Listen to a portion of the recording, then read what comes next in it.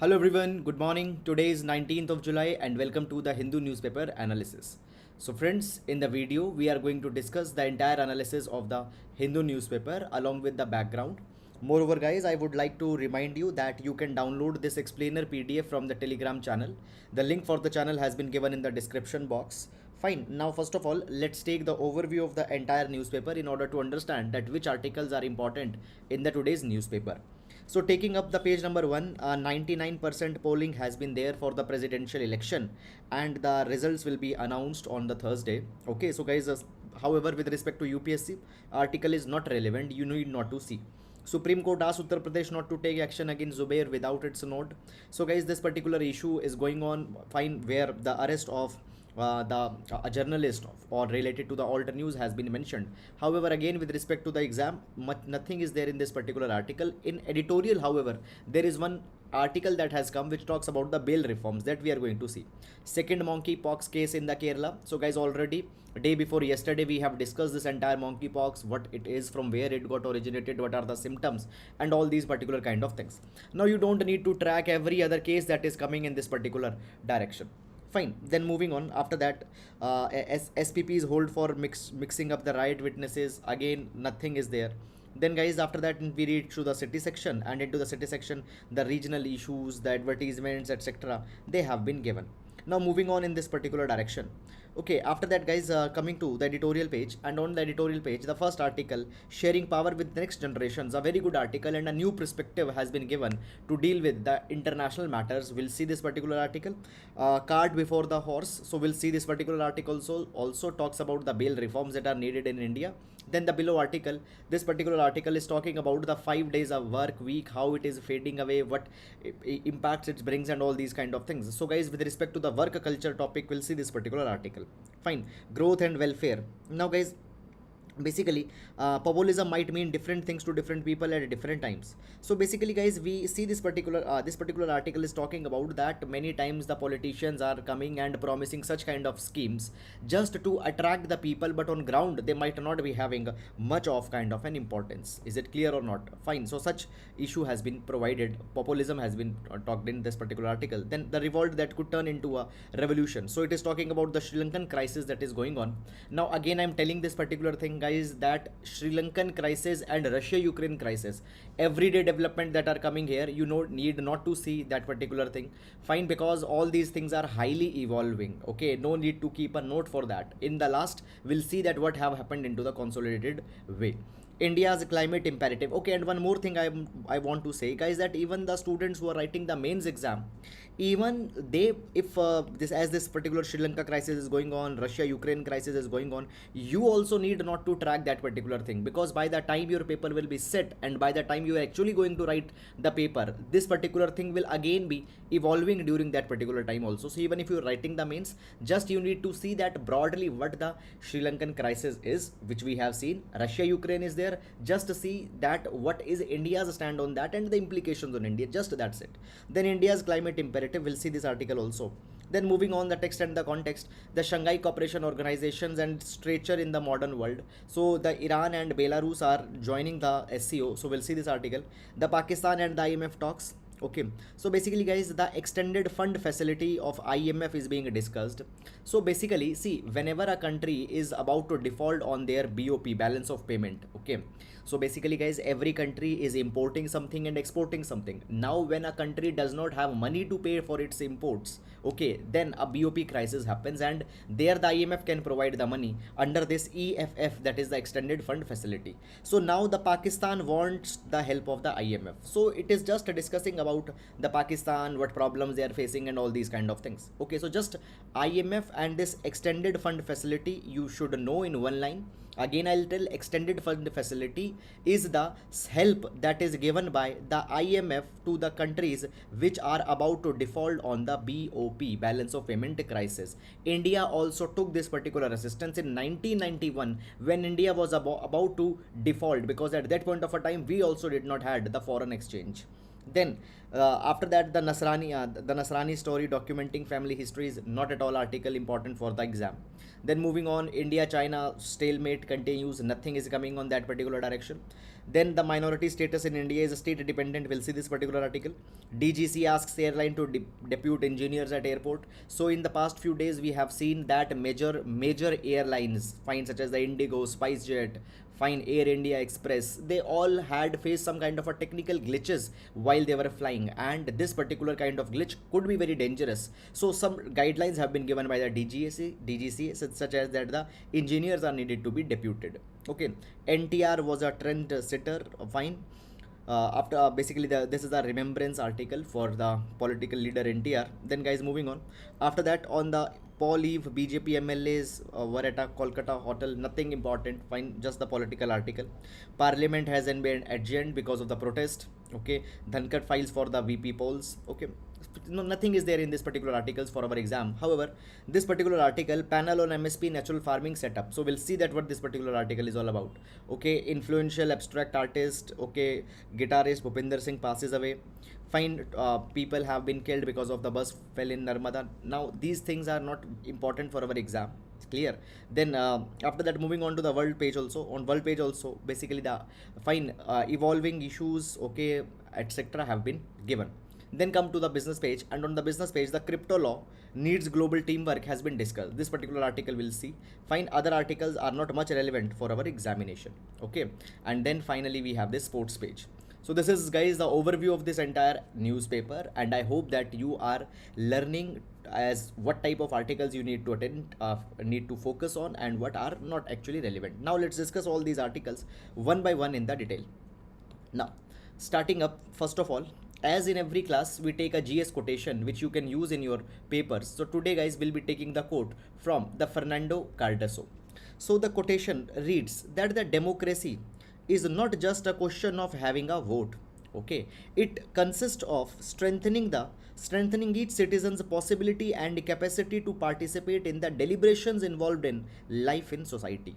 So you don't need to just confuse that. Basically, the right to vote and democracy are synonymous. Right to vote is a very primary thing to be done in a democracy. In a democracy believes in empowering the people, every person, irrespective of their caste, irrespective of their religion, irrespective of their economic status. They are to be given a space that they can be the contributors in important discussions, in important deliberations that are going in the society, which will impact them, which will impact their future. So the democracy believes in building every stakeholder's capability. Okay, this is what really the democracy is. Fine, so that is about the GS quotation. Now let's take the first article. Now guys, this first article we have taken from the text and the context page. Text and the context page of the Hindu. And first of all, let's read what the heading says. Heading says that the Shanghai Cooperation Organization and its stature in the modern world. Now this particular article we are going to see with respect to the GS paper number 2, international groupings. GS paper number 2, international groupings, multilateral groupings. Now first of all, I'll tell you the context of this particular article as why it has come. So recently the Iran and Belarus, they have decided that they are joining the SCO in this 2022 summit. Clear? So they'll join the SCO, and guys, therefore the expansion of SCO is going to happen. So in this particular context, the SCO becomes an important organization for this year, okay, for the upcoming year. So let's see that what this entire organization is all about, why, what this expansion will mean for India, okay, and why this expansion is important for Russia, China, in Iran, Belarus, and all these countries. Now first of all, discussing the basics. Now see, when we talk about the Shanghai Cooperation Organization SCO, this particular grouping contains right now the 8 countries. It contains the 8 member states. These are the India, Kazakhstan, China, Kyrgyzstan, Pakistan, Russia, Tajikistan, Uzbekistan. Okay, after that, apart from these 8, there are the observer states also. Now guys, the observer states are the countries which don't have full-fledged rights, okay, but they are aligned with the organization. So it has the 4 observer states, and the observer states are Afghanistan number 1. Then apart from the Afghanistan, there is this just a minute, there is Iran, then there is Belarus, and then there is Mongolia. Now, out of these four observer states, this is the Iran as well as the Belarus, they are going to become the full members now. They are going to join it. They will become the full members. Now, when we talk about the history of this particular SCO, Shanghai Cooperation Organization, the organization was actually founded in 1996, and the original name of this particular organization was Shanghai 5. Why Shanghai 5? Because originally it has the five countries, that is the Russia, China, Kazakhstan, Kyrgyzstan, Tajikistan. Okay, now what happened in 2001, there was the another country that got admitted, and that was the Uzbekistan. So Uzbekistan got admitted in 2001, and then its name got changed to the SCO, Shanghai Cooperation Organization. Before that it was Shanghai 5. Now the SCO, it aims to promote the Shanghai spirit of cooperation. Shanghai spirit of cooperation. What is this Shanghai spirit of cooperation? Basically guys, see, there are no see, you don't need to first of all pay too much of pain on that particular thing. Shanghai spirit of cooperation, it is simply the problems that are in this particular region. Now what are the problems into the Central Asian region? There is fine regional security that is to be tackled. Now we find that into the Central Asian region, regional security, terrorism, okay, sometimes radicalism, sometimes there are a kind of a fundamentalism that has been seen into this particular region, so that is to be reduced. Then the reduction in the border troops, okay, so the different countries are there who are making the boundaries with each other, so bound border troops, okay, the soldiers that are stationed onto the borders, their numbers are to be reduced, solving the border crisis in an amicable manner, okay, and reducing the terrorism into this particular region. All these are the agendas of this SCO. Now the structure of this particular SCO. So guys, when we talk about a structure, it has first of all two permanent bodies within this SCO. There are the two permanent bodies. The permanent body number one is the SCO, Shanghai Cooperation Organization, SCO Secretariat. Now the SCO Secretariat is headquartered in the Beijing. And then second is the Executive Committee of RATS, that is the Regional Anti-Terrorist Structure.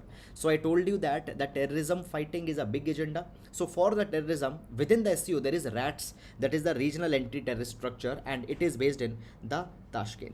Is it clear? So this is the two permanent bodies. Apart from that, there are other groups, other councils also within this particular SCO. For example, there is the head of the state council, and then there is the head of the government council. Okay, now head of the state council and head of the government council are the important bodies which are responsible for making the major decisions. And after that, there is also the foreign ministers council. Now foreign ministers council, they are responsible for day-to-day decisions, day-to-day working of the body, etc. Clear? When we talk about the HSC, that is the head of the state council, it is the supreme decision making body of this SCO. Now what is the relevance of the SCO to India? How India will be impacted when these Iran and Belarus, two countries, will be added into the SCO if this expansion will happen?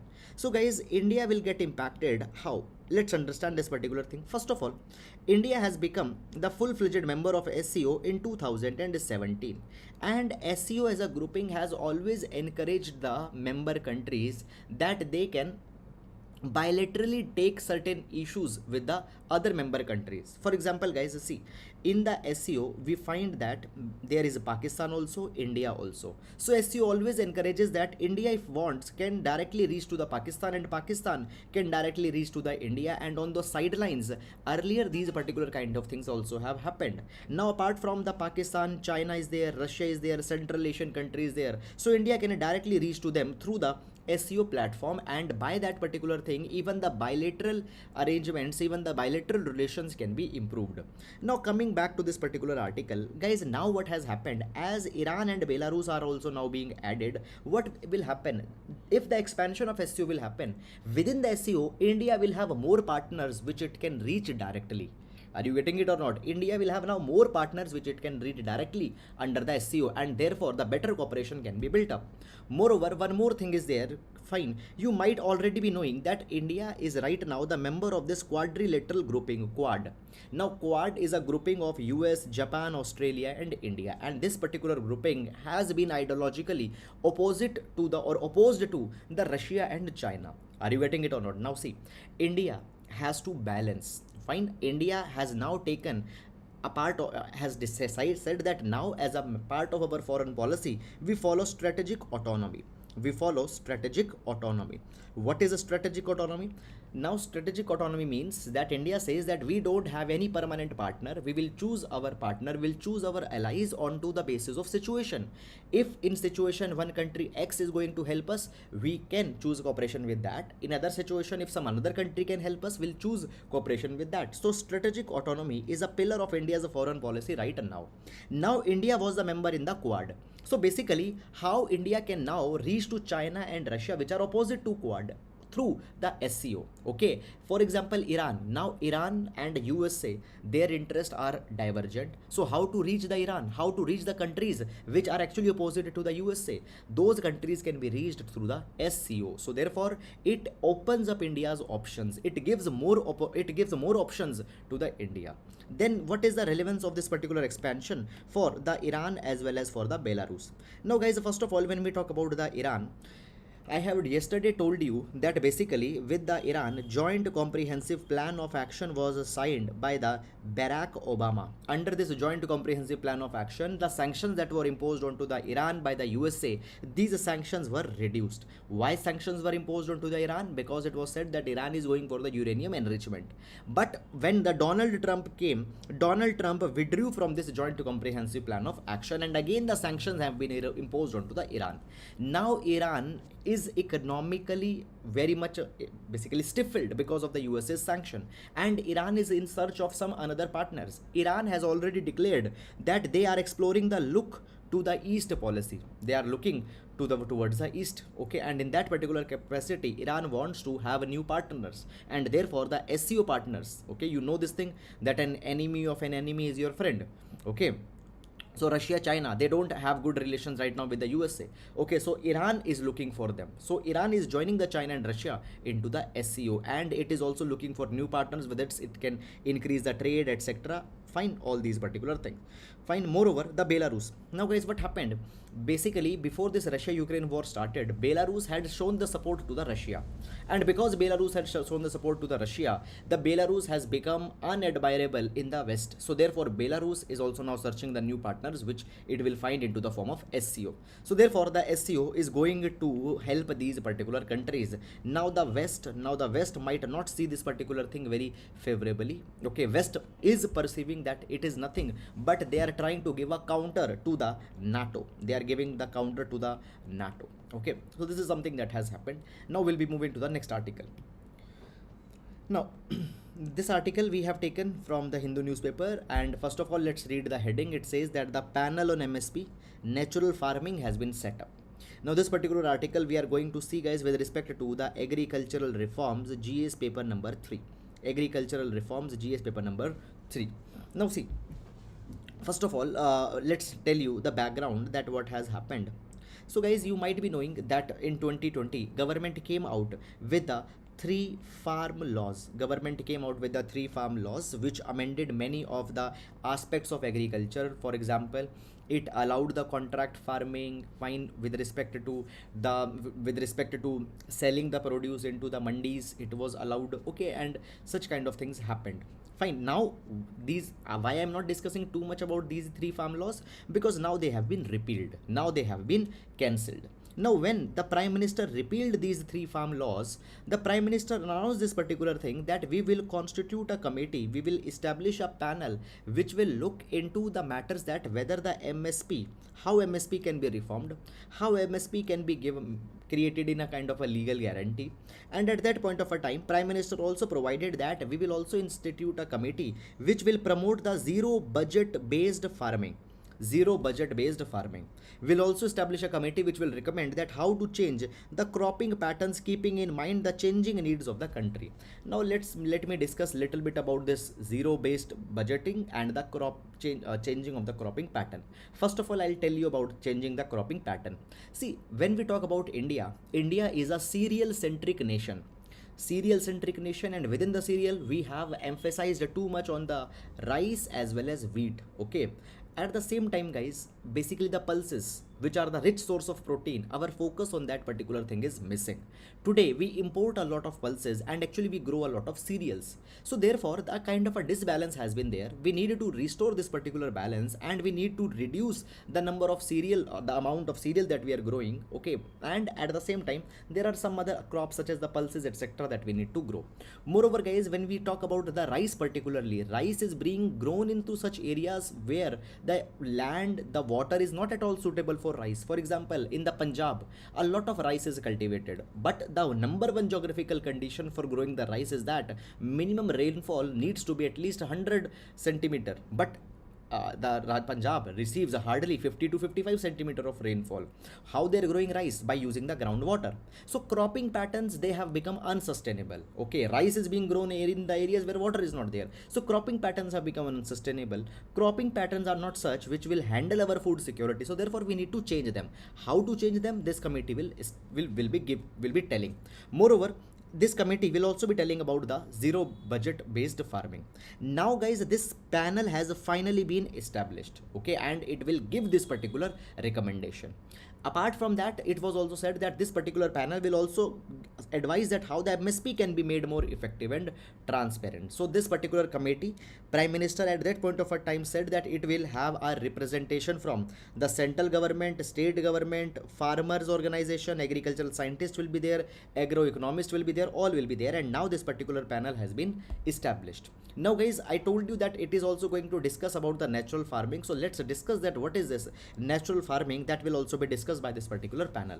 So when we talk about the zero budget natural farming, it simply means a method of farming where the chemical free agriculture will be done, traditional practices in the agriculture will be used, and this zero budget natural farming, it is based on the four pillars. What are the four pillars? Pillar number one is Jeev Amrut. So basically, in order to enhance the fertility of the soil, under the zero budget natural farming, the fields, the agricultural fields, they are applied with a mixture of fresh cow dung, fine, basically a kind of a paste of cow dung, cow urine, jaggery, pulse flour, water and soil. A mixture will be prepared and this particular mixture will be applied onto the farm land. This particular mixture consisting this cow dung, cow urine, jaggery, pulse flour, water etc., it enhances the productivity and fertility. Second is Bij Amrit. So basically a kind of a paste of neem leaves, neem pulp, tobacco, green chili. Okay, it will be prepared and this particular will be used to treat the seeds. It will work as a pesticide as well as an insecticide. It will keep the insects and the pests away. Right now we see that many of the chemicals are being used as the insecticide and pesticides, fine, which are much times very much harmful. It increases the toxicity of the soil as well as toxicity into the agricultural produce. So apart beyond that, we are going to use this neem, tobacco, green chilies etc as a pesticide and insecticide. Then the Achdan, mulching of the soil will be done. Okay, now the mulching, it protects the soil during cultivation and does not destroy it.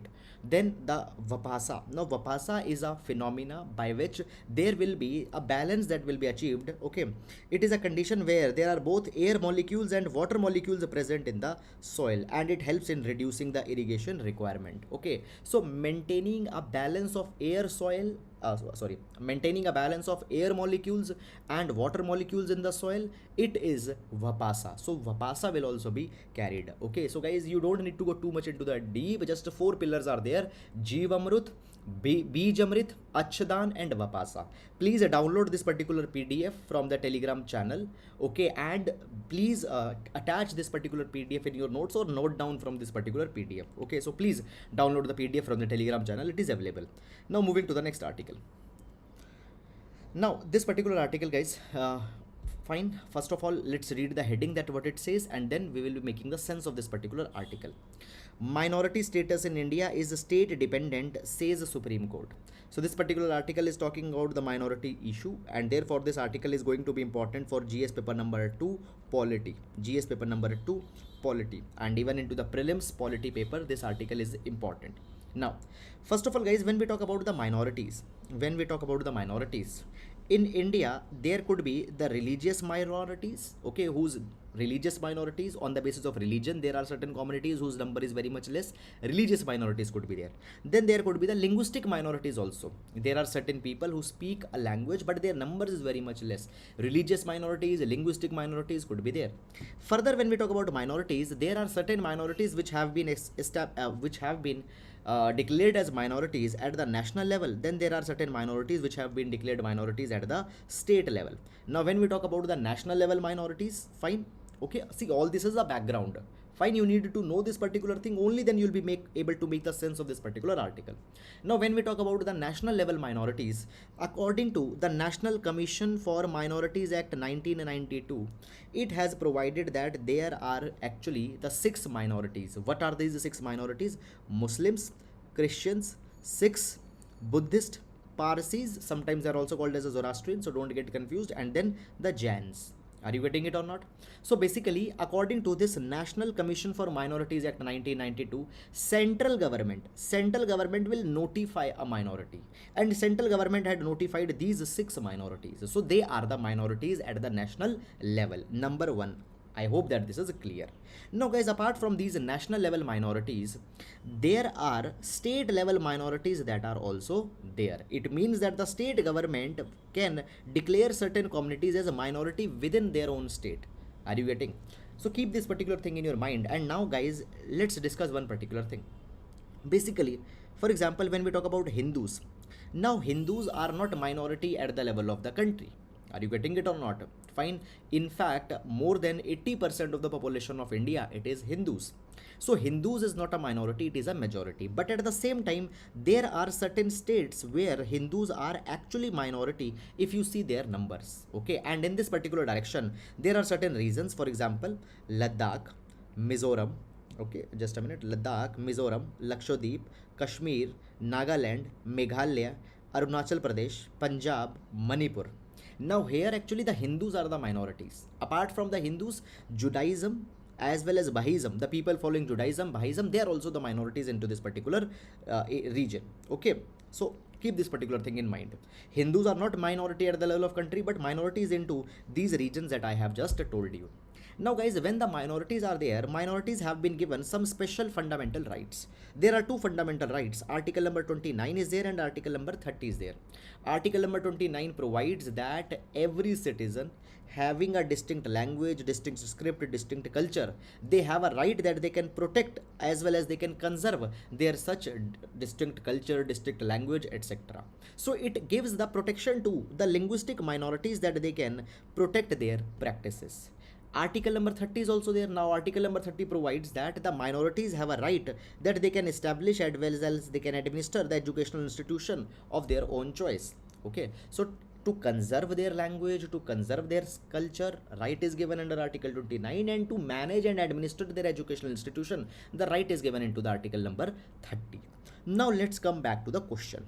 So guys, the fundamental question is there that when we talk about the Hindus are not nationally declared as minorities, but in these states such as the Lakshadweep, Arunachal Pradesh, Meghalaya, they are the minorities. Here they are not being given specifically the rights under the article number 29 and 30.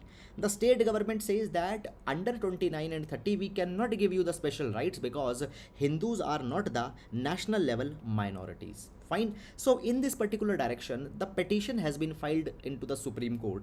Earlier the into this particular direction, the petition has been filed into the Supreme Court that the Hindus should be given the rights into these particular states. Now what the Supreme Court has declared, we'll see this particular thing. Now the Supreme Court has provided this thing that every person in India can be a minority in one state or the other state. Minority status of religious and linguistic community is state dependent.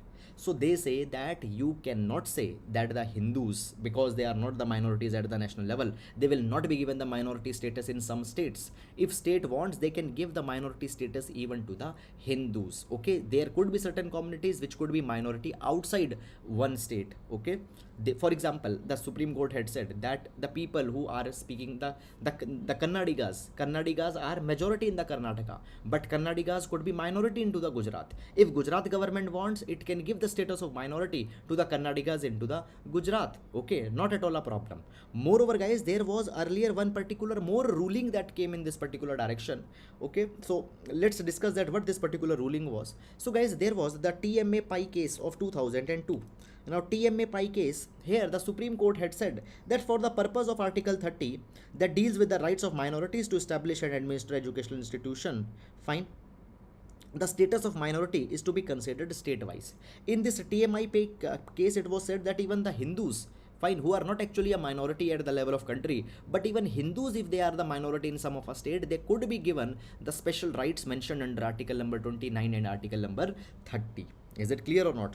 Now, guys, one thing I want to tell you, all these particular things actually are not mentioned in this particular article just mentions that what Supreme Court had said. So therefore I am saying this particular thing, that please pay very much attention onto this particular background. Only then you will be able to make the sense of this particular article that has actually come. Okay, and if in case there is any confusion, please rewind the video, see it again. Okay, and now I will just put it in a nutshell that what has happened, just in 2-3 lines what has happened. Now guys, step number 1, the minority status. Okay, so here the Supreme Court had said that the state can decode, the state can decide and can give minority status to any community, irrespective of the fact that whether they are given minority status in another parts or not. For that particular matter, even if the Hindus are to be given a minority in a state, they can be given a minority status, and once they have been given a minority status, special rights provided to them under Article number 29 and 30 are to be given. Is it clear? So this is the entire thing that has been here. I hope guys that you have understood it. A very important article for polity. Make sure that it is clear. Okay, now moving to the next article. Cart before the horse. Cart before the horse. Now guys, first of all, the meaning of this cart before the horse, it is a very impactful kind of a proverb or a kind of a saying in the English language. So first of all, what this cart before the horse means. So basically, usually we know this particular thing, that we have the horse. Okay, we have the horse and the horse pulls the cart. Horse pulls the cart. Okay, this is the normal system that should be there. Now sometimes there is a messy situation that is created. What happens? First we put the cart, and after that we put the horse here. Now if the cart is first and the horse is later, obviously the horse cannot pull the cart, the arrangement is not going to take place. So sometimes what happens, there are some problems that exist into the system, and because of these systemic problems, entire things become problematic. Fine, so this is the meaning of this particular, first of all, phrase cart before the horse. Now what this actually article is about. So guys, this article is talking about the need of bail reforms in the India, and this particular article is a continuation of a particular topic that is going on from past few days. Even the yesterday, that is on to the 18th of July, I have taken this particular article, find that the Supreme Court had said that we need to have a new bail law. So this issue is being discussed. Now this particular article is going to be important for our GS paper number 2, criminal justice reforms. Criminal justice reforms. Now briefly I'll tell you what is this criminal justice reform all about, and then I'll tell you about this particular article, and we'll see what are the issues that are coming. So guys, criminal justice reform, there are basically the 3 institutions. First is the investigation, then the second is the judiciary, and then third is the prisons. Okay, so criminal justice reforms means the reform at these 3 levels: reform at investigation, reform at the basically judiciary, at the level of prison. When we talk about the investigation is carried by the police, so therefore the police reforms will even be becoming the part of the criminal justice reforms. Now before going in this particular article, guys, let's take the context, let's take first of all the background, so that you can make sense of this particular article. So over the past few months, and even I'll say past few years, we have seen this particular thing, that in India what happens. Fine, first of all, the justice in India, it is based on the principle that innocent until proved guilty. Innocent until proved guilty. So you are innocent till you are proved guilty. Even if a case is going on you should not be put into the jail. You should not be unduly harassed. You should not be unduly tortured. Okay, and because we follow innocent until proved guilty doctrine in India, jail jail should be an exception. Jail should be an exception, and the bail should be a norm. Bail should be a norm. Jail should be an exception. Only in rare circumstances jail should be given, because it will temper your liberty, and bail should be a norm. It should be followed all the time. But over the past few months we have seen that these things have been reversed. Jail has been given as a norm, and the bail is being given in exception. Fine. So basically, what has happened recently at the two separate instances, the Supreme Court has flagged this particular thing. Supreme Court says that this is wrong that is happening.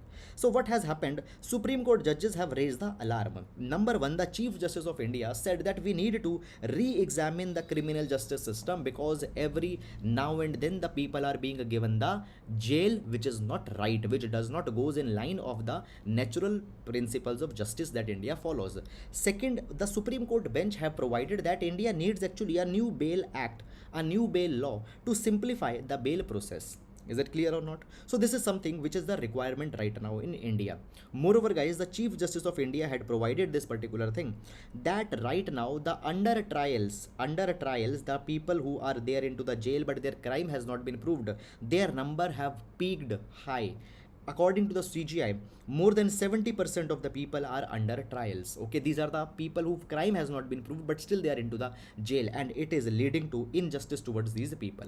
So therefore, there are certain reforms that are to be carried. Now guys, what could be the reforms? This is something that we are going to discuss here in this particular article.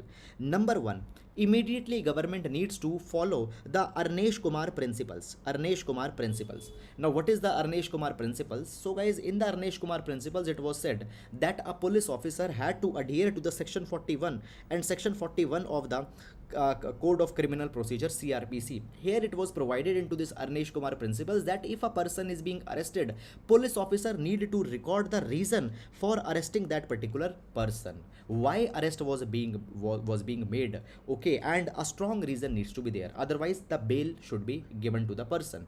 Moreover, into this Arnesh Kumar principle, it was said that a person should be arrested only when there is a chance that a person might flee or the person might not return back, then only the arrest needs to be done. Moreover, guys, here it was also provided into these Arnesh Kumar principles, the time limits were set for the disposal of the bail as well as anticipatory bail application. Are you getting it or not? So if a bail application is being made, it is to be disposed in a time bound manner. Moreover, it was said that arrest should be made only when actually required. Now guys, the present Supreme Court bench that has also again now talked about that we need to reform the bail system in India. Now the Supreme Court recently had provided that apart from following these Arnesh Kumar principles, we also need to come out with a separate bail act. Now this separate bail act will be, just a minute.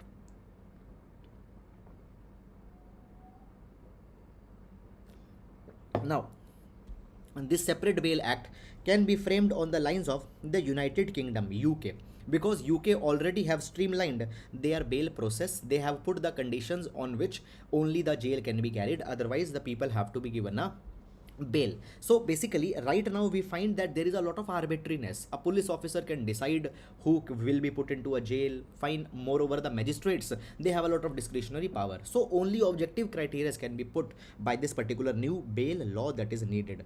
Moreover, guys, right after that, it has also been provided that we also need to reform the magistracy. Okay, the magistrates at the level of districts. Okay, district judges, magistrates, they are needed to be sensitized, because magistrates, it has always been seen that they are conditioned that the people are to be put into a mechanical remand. Whenever a person asks for the bail, that person is seen with the suspicion. So this kind of an attitudinal change even into the magistrates and district judges, etc., are also to be brought. So this is the changes that we need immediately. Clear? So guys, this is a very big and a very important issue. Okay, so I hope that you have understood it, and now we'll be moving to the next article. Now, sharing power with the next generations. Now this particular article is from the editorial section, and guys, it is giving a very fresh look, it is giving a very fresh perspective as how to resolve the disputes at the level of find international disputes at the global level, how to solve them. Now this particular issue could be taken under the GS paper number 2, international affairs, as well as GS paper number 4, ethics also. This particular article is going to be important, GS4 ethics. Fine.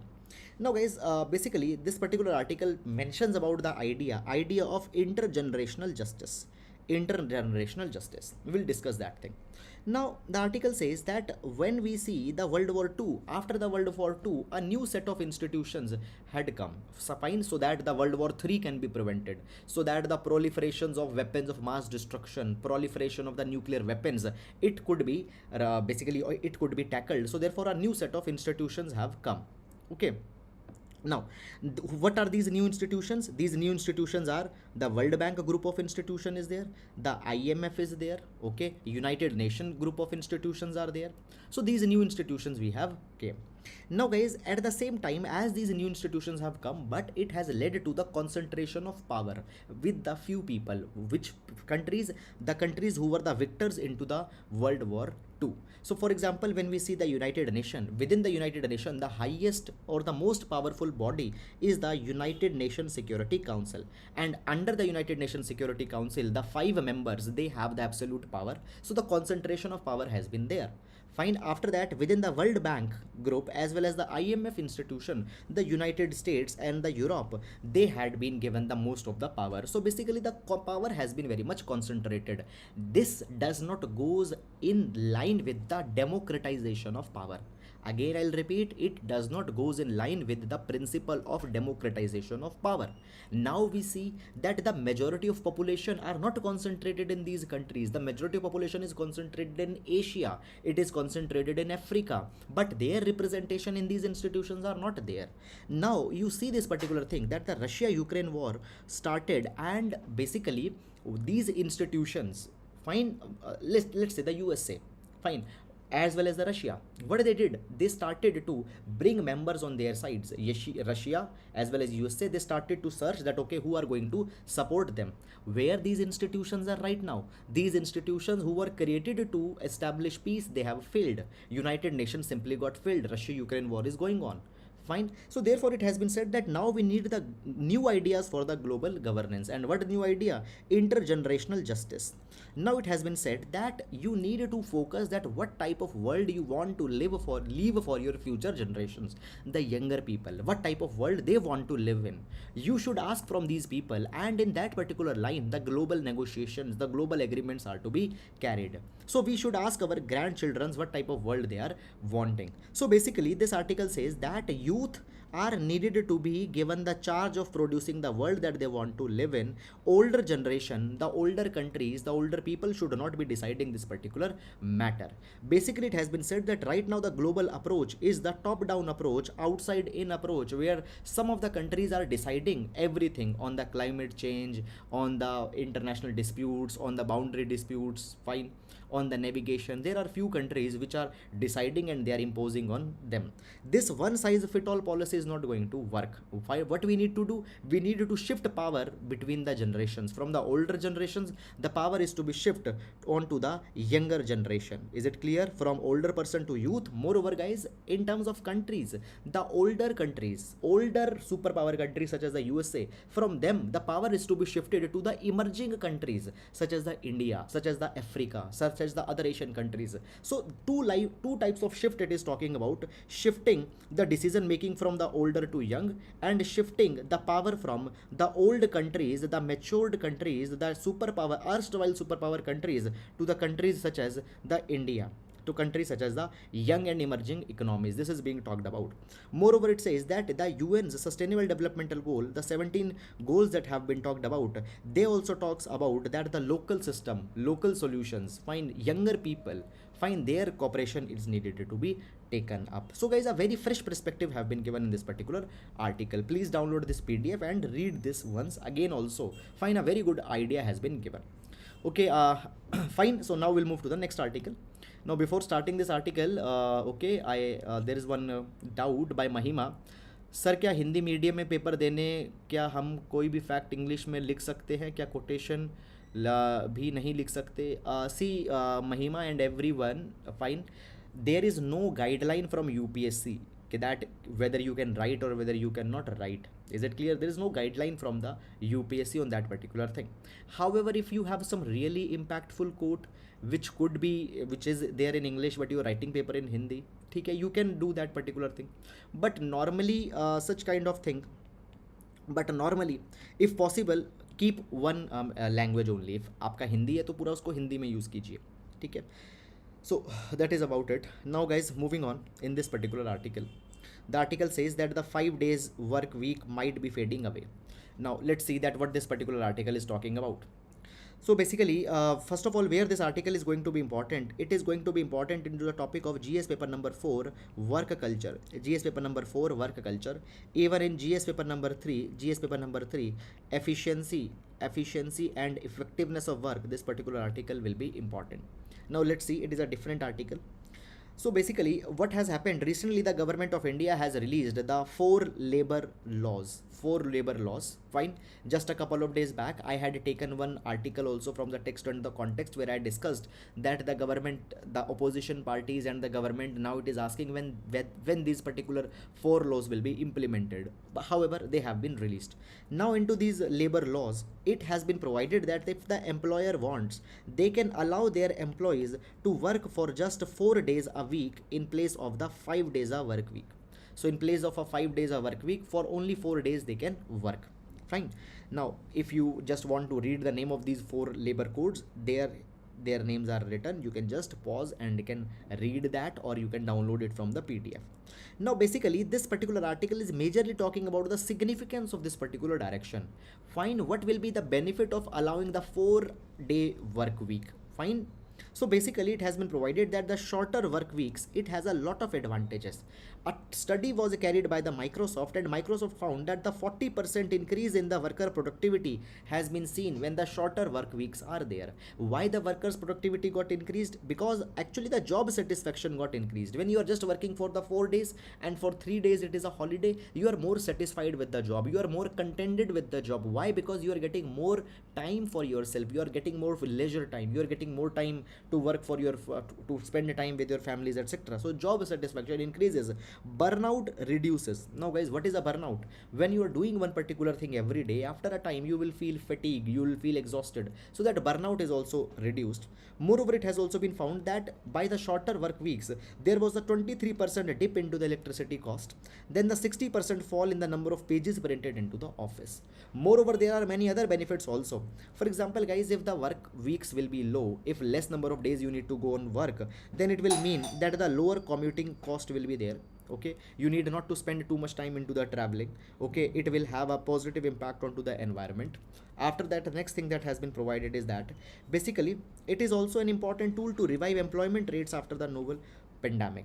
Okay, then guys, the next thing that is provided here is that basically this also is important for the gender equality front as well as for the women's career progression. Now women, they have a burden for care. There are the domestic responsibilities onto the women. So if the shorter work weeks will be there, the women will also be getting the advantage of that particular thing. But now there are certain challenges also in implementing the shorter work week. What are the challenges?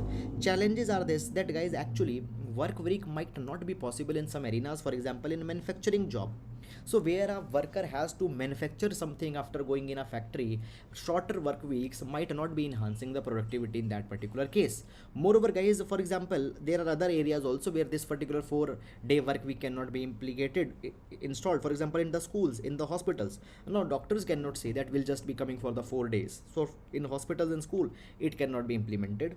Okay, now moreover, when we talk about the recent government's decision, there are also certain issues.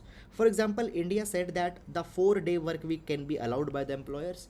Okay, but at the same time they have also provided that the minimum working hours need to be 48. Minimum working hours need to be 48. So it means that every day a worker has to work at least for 12 hours. But this particular thing is not good, because after 8 hours the worker's productivity gets low. It dips down after working for more than 8 hours. So it has been said that actually if we are imposing this 12-hour day limit, fine, it will reduce the output, it will reduce the productivity, it will demotivate the worker. So therefore, rather than putting these 12 hours or 48 hours per week minimum work limit, you need to leave it open for the employers to decide. So this is something which have come in this particular direction. So guys, with respect to work culture, with respect to enhancing the productivity of the workers, with in reference to enhancing the job satisfaction, such kind of articles could be important one. So that is all about this particular article. I hope you have understood it, and now we'll move to the next article. India's climate imperative. India's climate imperative.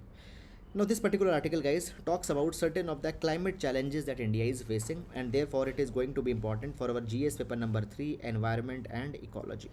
GS paper number 3, environment and ecology. Now the article says that, see, right now we find that large number of climate catastrophe, climate disasters are there. We call them as natural, but the article says that no, they are not completely natural, they are sometimes man-made also. For example, first of all, let's see the big climate challenges, climate catastrophes that have been there into the past. So we have seen that right now the heat waves are going in Rajasthan, Uttar Pradesh, particularly into the North India, and many people have died also because of these heat waves. After that, 2021, we have seen that the South India, particularly Chennai region, Tamil Nadu region, had seen a flooding. Then the super cyclone Amphan came in the West Bengal in Odisha in 2020.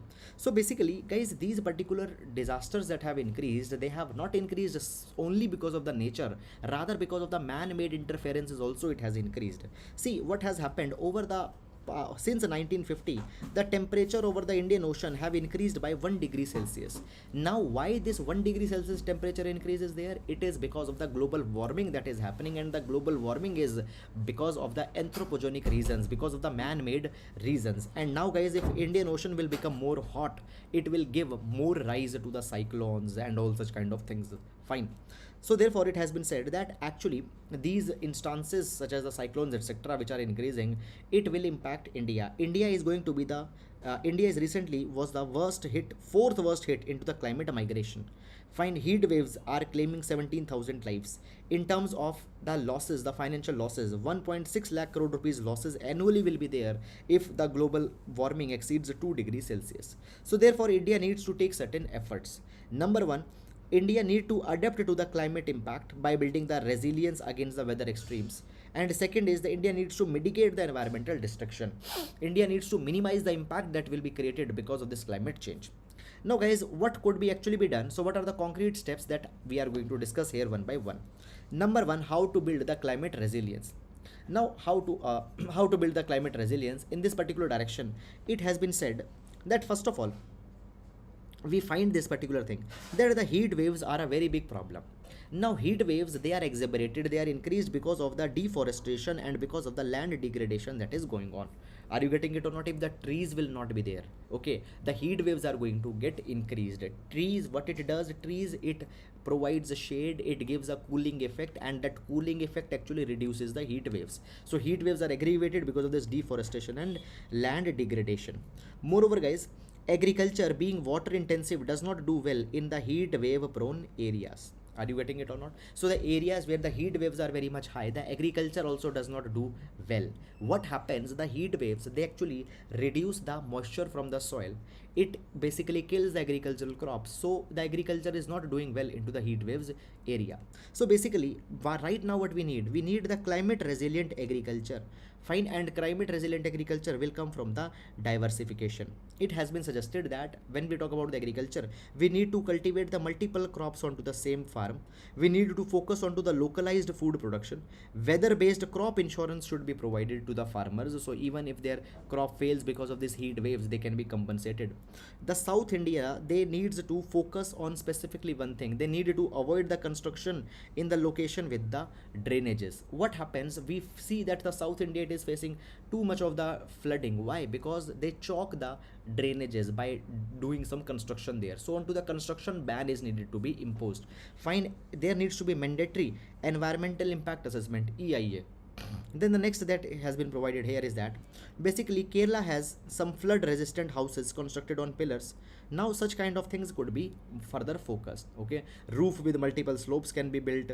Okay, there is optimum aerodynamic orientation that is needed to be given to the building. Now what is the meaning of this optimum aerodynamic orientation? Have basically making buildings in a particular shape which reduces the drag from the air. Are you getting? Then the next is the mitigation.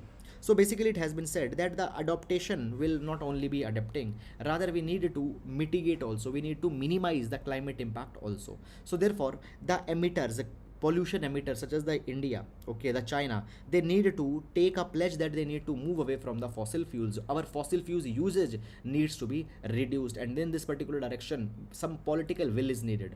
However, already guys, in COP26 India had said that we are going to India has already said that we are going to bring the carbon neutrality by 2070, if possible even achieve carbon neutrality before 2070.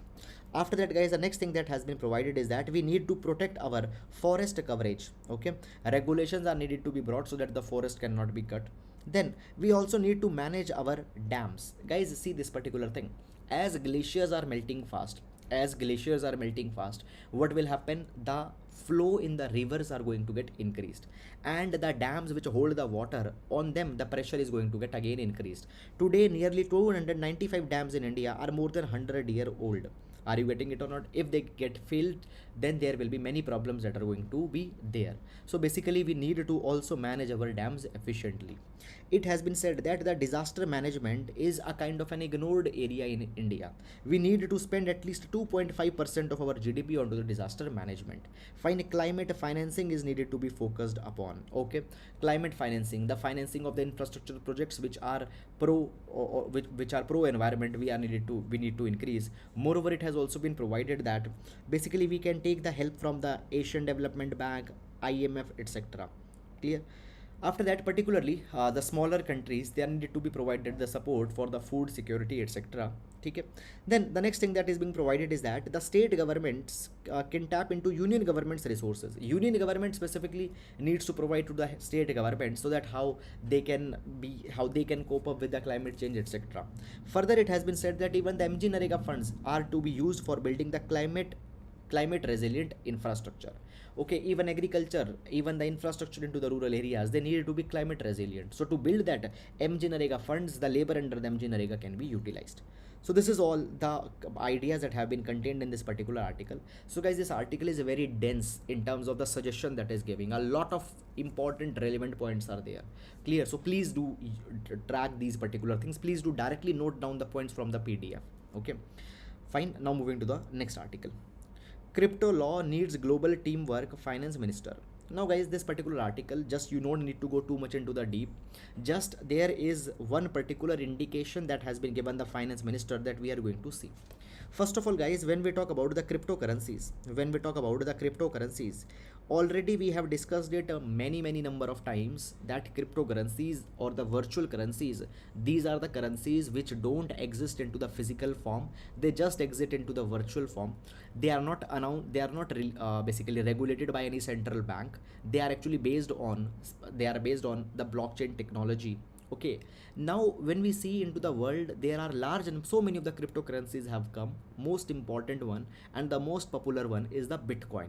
Recently we have seen also that the Bitcoins, it reached so high, but now it has slashed down. Many people, crores and crores of people have lost their lot of money even in these particular cryptocurrencies. Now guys, when we talk about what is the status of this particular cryptocurrency, the status is not very much clear. Are you getting? Neither they are outrightly banned nor they are outrightly allowed. Now guys, if I give you a little bit of the history, what happened actually in April 2018, the Reserve Bank of India prohibited the entities that they cannot deal with these virtual currencies, cryptocurrencies, bitcoins, etc. So the cryptocurrencies were virtually banned by the RBI in 2018. But guys, in 2020, the things got changed. What happened? The Supreme Court directive came and the Supreme Court provided this particular thing, that that you cannot ban the cryptocurrencies. And in 20 after 2021, again the cryptocurrencies got revived, and since then many of the cryptocurrency exchanges, many of the cryptocurrency platforms also have come in India. Now the people are trading and dealing with the cryptocurrencies. Now guys, as this particular thing is going on, meanwhile there was an idea that came, and the idea was this, that we needed to come out with a specific law dealing with these particular cryptocurrencies, and it was suggested that by a law the cryptocurrencies are now needed to be banned. Clear? And it was expected that into the last month, into the last session, a bill on the cryptocurrency will come. Then it was expected, and at this, in this monsoon session, a bill to regulate the cryptocurrency will come. But now the finance minister had said this particular thing, that we cannot come with a law onto the cryptocurrencies till the time international agreement onto the cryptocurrency is not reached.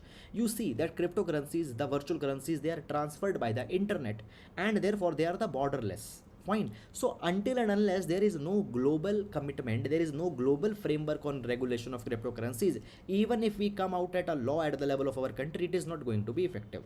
So therefore, what the finance minister had now recommended, it had recommended that a ban on cryptocurrencies, the finance minister had said that the Reserve Bank of India had earlier recommended a ban onto the cryptocurrencies, citing the destabilizing effects for the country's monetary and fiscal health. But a law to ban cryptocurrencies can only be effective once there is some form of international agreement in place. Until and unless such international agreement is not there, we cannot ban the cryptocurrencies. It is not possible. So it indirectly means that the government might not be bringing the law onto the cryptocurrencies in the recent times, and first it will explore the international arrangement on that particular thing. So this is guys all that particular has happened. Fine. However, you don't now need to go too much into the detail, just that is more than sufficient for our examination. So that is all guys about this particular article. I hope that you have understood this particular article as well as all other articles that we have discussed. Guys, again I am saying this particular thing to you just for the sake of your benefit, that while we discuss these particular analysis, just make sure that you download this particular PDF from the Telegram channel and open this particular PDF in some another screen, another mobile phone, another device, and follow this particular thing side by side. It will make this particular thing even more effective. Okay, so that is all guys about this. Now we'll be meeting tomorrow live. So till then guys, please take care of yourselves. Thank you so much.